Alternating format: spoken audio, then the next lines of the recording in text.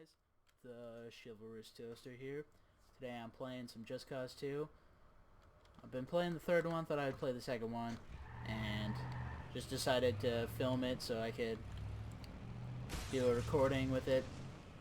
It's a lot of fun.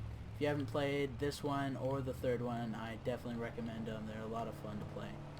So, I thought I'd give you guys my most anticipated games of 2016. It's just going to be 3, because that's really all I care about is these 3 games. These are the only 3 games that I care about that are coming out this year.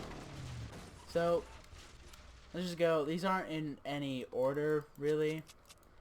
They're just kind of 3, and yep, that's what it is. It's 3. So the first one is going to be Tom Clancy's The Division. Slowly, I've become less excited about this game. I think that with all of the stuff that we've heard about it losing, you know, some of the quality and stuff that it had before, it's getting kind of iffy on whether or not it's going to be good. That's kind of what I'm nervous about, is if it's been like so much has been taken out of it. Boston got taken out of it. If it's not gonna be like if it's not gonna feel like a full game anymore. I'm still excited for it. I like the idea. The beta was pretty fun.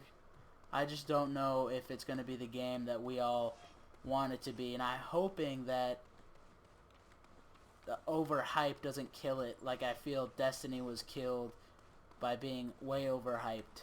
So The Division has potential, but if it doesn't deliver on everything, I think Ubisoft just kind of needs to cool down on making or publishing games for a while, because they keep making games that are less quality than they say, than they want you to believe, and if it keeps happening, people are going to stop buying games from them because they're just annoyed with it. Number two is going to be No Man's Sky. If you didn't hear, it got a release date. It's supposed to come out on the 21st of June, which, I really hate waiting so long for it. But I'm excited. I really like, all the stuff that we've heard, all the trailers. I've watched all the gameplay trailer, or the release stuff. I've just been following it everywhere. I've watched all of the times where they've played it with somebody multiple times.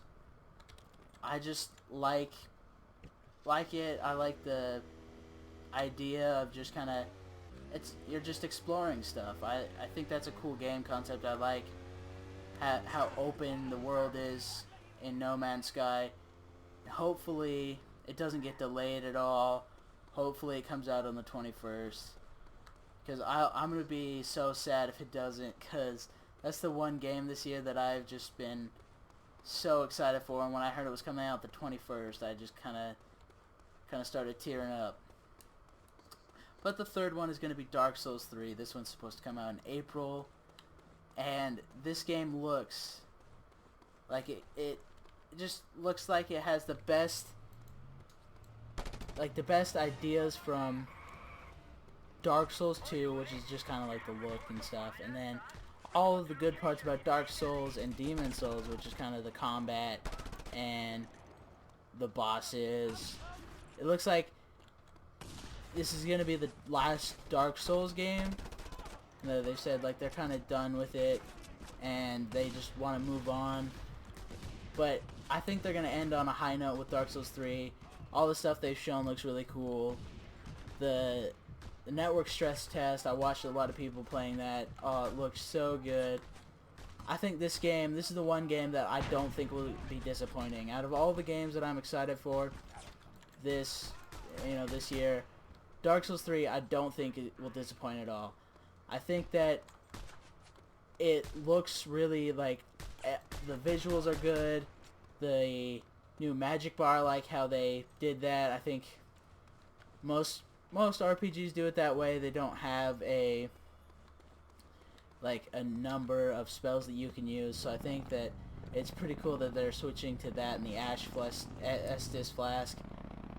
I think that if this game kind of isn't, it doesn't need to be as hard as Dark Souls 1.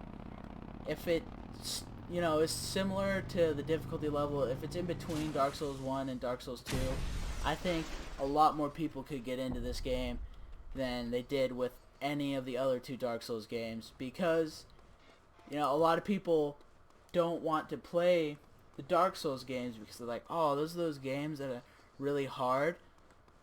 A lot of people, a lot of my friends at least, I was able to talk to into playing Dark Souls 2 just because it was easier. And recently I've been playing Dark Souls 1, and I've been telling all my friends, like, on the PC at least, that don't have it, just, oh dude, you gotta check out Dark Souls 1. It's such a fun game. All of them are like, no, because that game's way too hard.